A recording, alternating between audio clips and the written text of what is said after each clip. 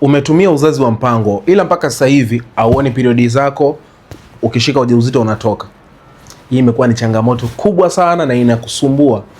Umeenda kupima, umeambiwa huna tatizo. Umepima vipimo vyote, hauna tatizo.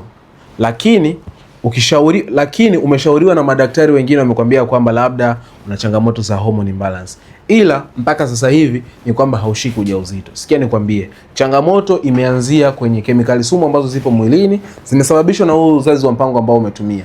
Aidha umeweka kitanzi, umeweka vipandikizi, vijiti, umetumia vidonge vya P2 au vidonge vya aina nyingine ya uzazi wa mpango.